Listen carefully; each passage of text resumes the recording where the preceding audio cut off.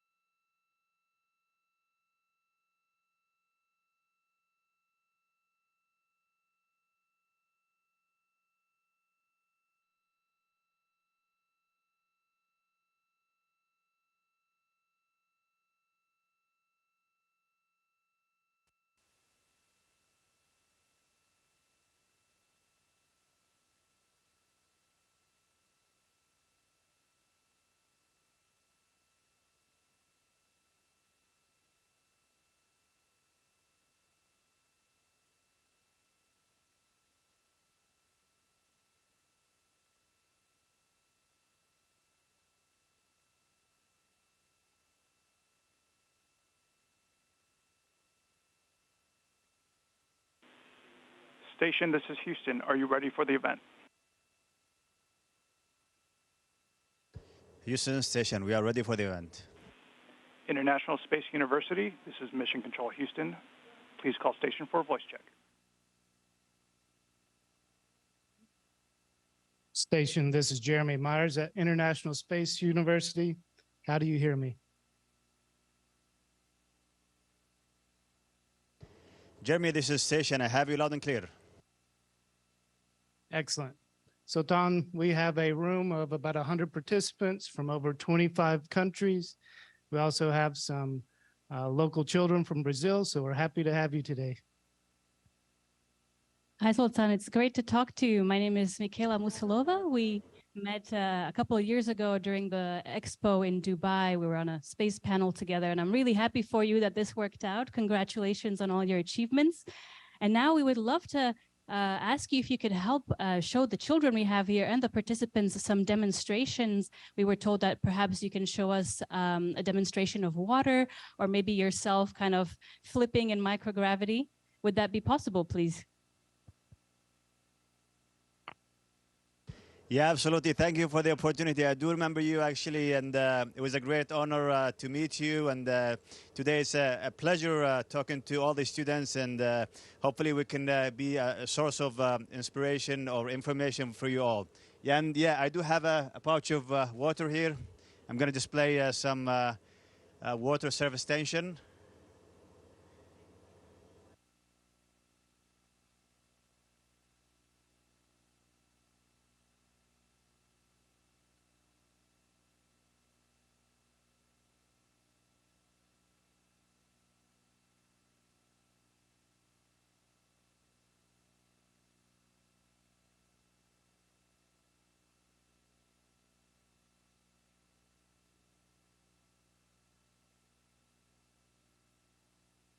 Thank you so much. That was really great. We really enjoyed that. All right. Well, I would love to now pass the microphone to two of the children we have from a local school around age 10. The first person is Rafaela. She will ask you a question in Portuguese, and then I will translate it to you in English. So please bear with us. Thank you. Você acha que pode haver vida alienígena no universo? So Rafaela is asking, do you think there could be alien life out there?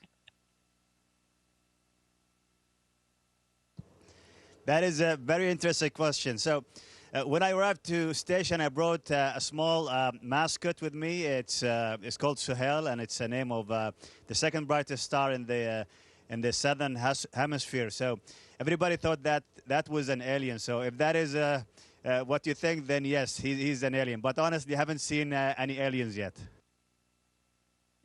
Great, thank you.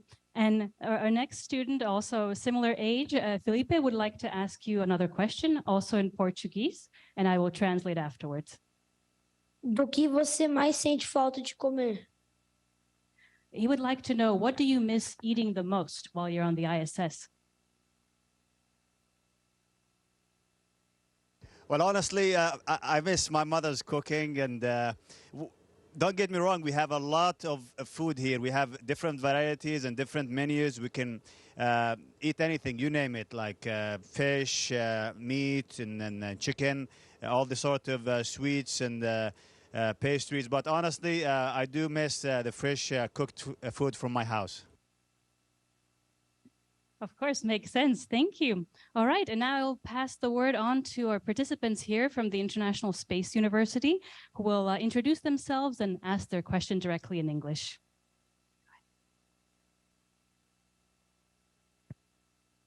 My name is Stephen Armstrong. I'm from Glasgow in Scotland. Thank you very much for taking the time to answer our questions. I would like to ask you, what are some of the most challenging aspects of performing scientific experiments on the ISS compared to on Earth? And how do you overcome these challenges? That is a very interesting question, and thank you for it. And honestly, the first sensation is we miss gravity. So I remember the first few weeks when we arrived on the station, we had a cargo vehicle that was full of science. And just to prepare for a scientific experiment, we have to set up tools and samples and everything. And we take things for granted. So I was honestly, instead of doing science in the first few minutes, I was chasing the samples and the tools that we use for the science. And on top of that, we are actually the ears and the hands and eyes of the scientists who are working for years for specific experiments. So some of the experiments are really critical. They need the specific handling, and we need to be focused to do that some sort of science, not to ruin it out, because it's very valuable and it's very critical for the scientists.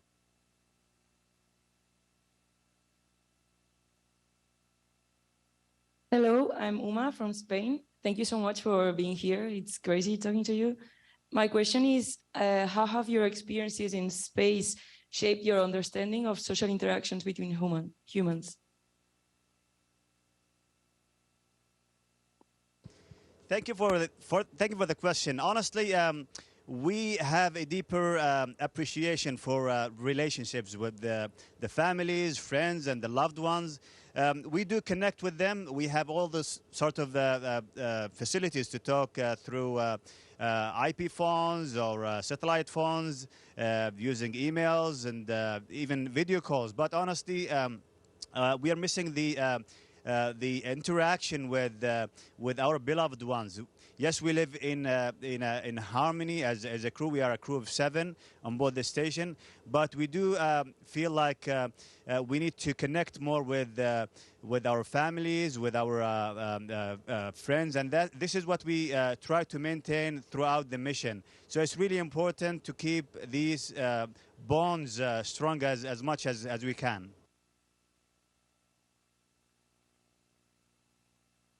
Hi, sir. This is Major Tyler Gill calling from the Royal Canadian Air Force. My question is, what do you think has been the effect for your long duration mission on the ISS on the people in your country? Thanks. Thank you so much. So this is the second mission for our country. The first mission was conducted by my colleague Hazal Mansouri, who flew to this place, to the International Space Station in 2019. And this mission is actually the first of a kind from our country and the region as well. It's a first long duration mission from our region to the International Space Station. I was lucky enough to conduct and participate in EVA, which is, I would say, the crown jewel of the mission, going outside and experiencing the outer side of the station and performing maintenance and doing all sorts of the tasks to upgrade the solar array. It was really, really exciting and really, really special as well. Assalamu alaikum. My name is Farouk. I'm from Egypt and also Canada. My question is, what strategy do you use to keep your spirits up? And would this strategy work during deep space missions? عليكم السلام فاروق. شكرا على السؤال. I will answer in English unless you want me to answer in Arabic. But honestly, it's the camaraderie here. We have very strong bond with our colleagues. We work as a family. We help each other. And on top of that, as I mentioned, we keep a strong and a continuous connection with the ground. So we have people helping us from different mission controls. And we do connect with our families and beloved ones. And when you hear the encouragement in the good words and the interactions and the happiness when you perform something unique in space, that is what keeps us going throughout the mission. Thank you very much for joining us today. My name's Oscar. I'm from the United Kingdom. And I would like to ask, what sensations surprised you most when you arrived at the ISS? And what sensations do you miss the most? Thank you. Yeah, I think the first, I would say, unusual thing that I faced was how fast was the time here, because we honestly not only we see 16 sunrises and 16 sunsets.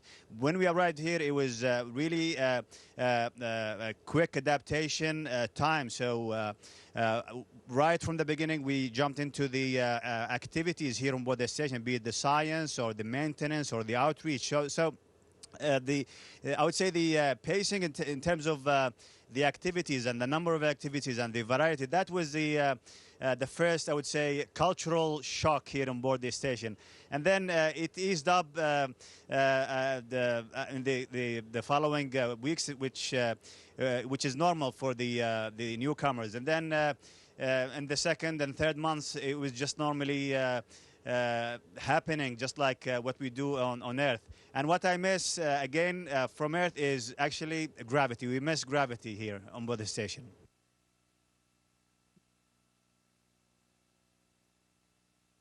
Hello from Earth, Sultan.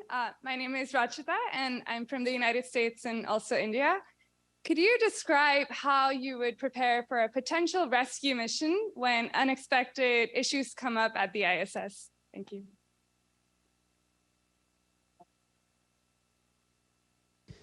Thank you for the question. So, God forbid, we shouldn't have an emergency. But honestly, we trained for years to conduct all sorts of emergencies training and how to react to different emergencies. So the station is obviously orbiting on top of the Earth, 400 kilometers, and it is orbiting also with a high speed, 27,000 kilometers per hour. So this is susceptible to space debris interaction, and this is something that we train of.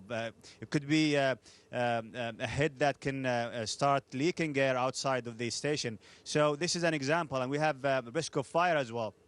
And we are trained as a crew to respond to these incidents. God forbid it won't happen.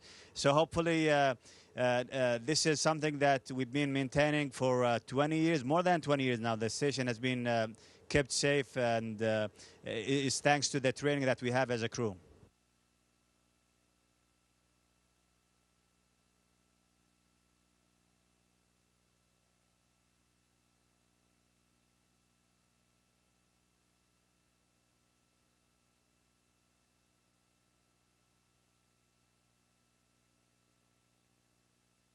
Sorry, there's a bit of technical issue. Merhaba, Hi, Sultan, and Assalamu alaikum wa rahmatullahi wa barakatuh. This is Tuğçe Dumlupınar. I'm an astrophysicist and participant from Turkey. And my question is, can you share some ways you have adapted to the challenges of working in microgravity? And thank you. Alaikum assalam. So there is there is no secret about floating. You'll have to learn. Sometimes you have to learn really hard. Maybe hitting a wall, or maybe breaking hard, like somewhere, or maybe bracing with a friend of yours. And yeah, you have to keep trying, keep maneuvering, and eventually you will get the hang of it. But honestly, yeah, it is challenging sometimes. So you have to keep practicing.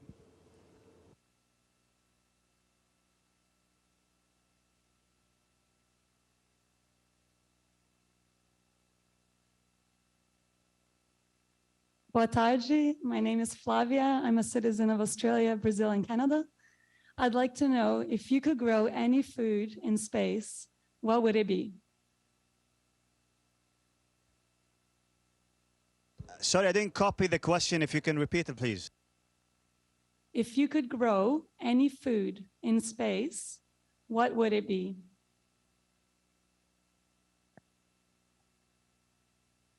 Honestly, this is something we already do here on board the station. We have facilities to grow plants. We have facility to grow some sort of vegetables. So it's an ongoing science, and we have some astronauts, not personally, some astronauts tried the space-grown food. But personally, I would love to. It is difficult, but I would love to have maybe some palm trees with dates.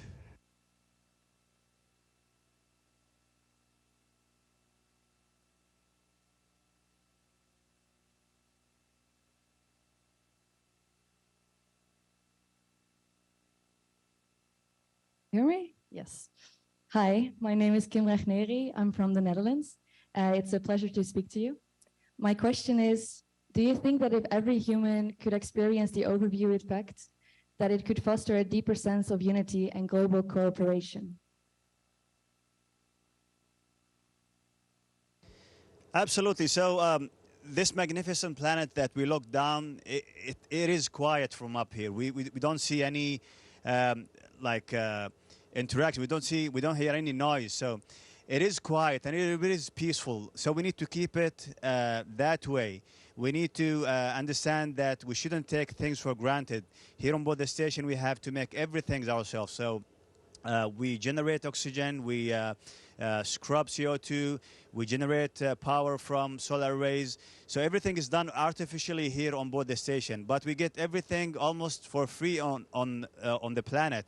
So we have to keep it intact. We have to protect it well, not to destroy it by all means. So it is definitely, if somebody is capable of seeing the overall or the overview effect from up here, it's going to be really profound for them.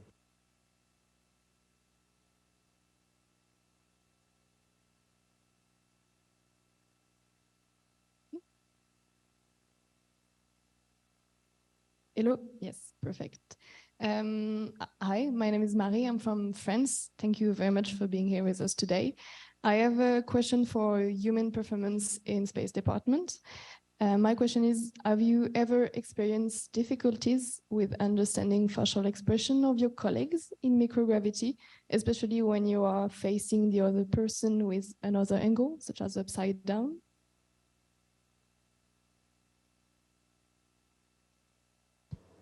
If I copied correctly, is there any difficulty understanding my colleagues on board the station? We mean the facial expression when you, I don't know, come across one of your colleague astronauts and you are facing the other way around. So it's a bit difficult to explain. I just mean if you see another astronaut, but you see it from the other way around, which wouldn't happen on Earth. Is there any difficulty in seeing how they are feeling? Are they smiling, their facial expression, or is it at the same on Earth?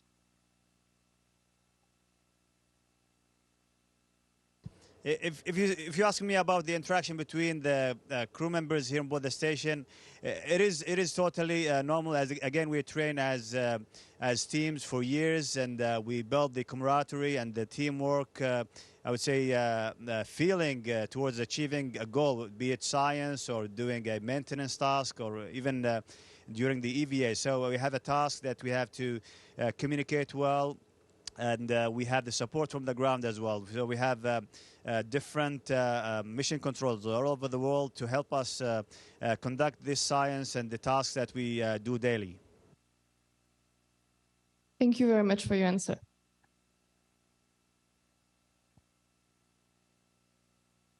Hi, I'm Martina. I'm a Brazilian student. I would like to ask you, have any advice for a high school student who wants to be an astronomer or an astronaut? Yeah, absolutely. So I think, first of all, you have to believe in your dream. So if you have something in your mind, just work hard for it.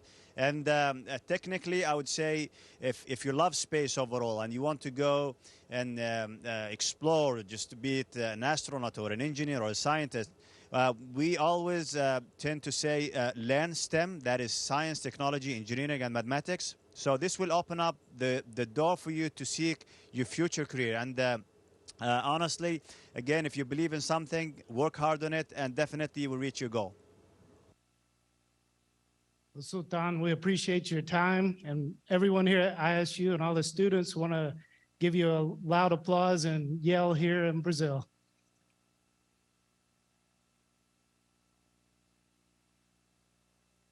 Thank you so much for this opportunity. It's a great honor and pleasure talking with you guys from all over the world.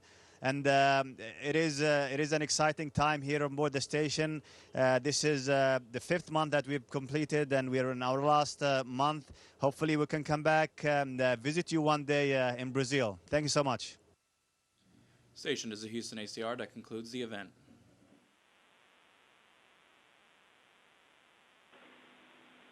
Thank you to all participants from the International Space University Station. We are now resuming operational audio communications.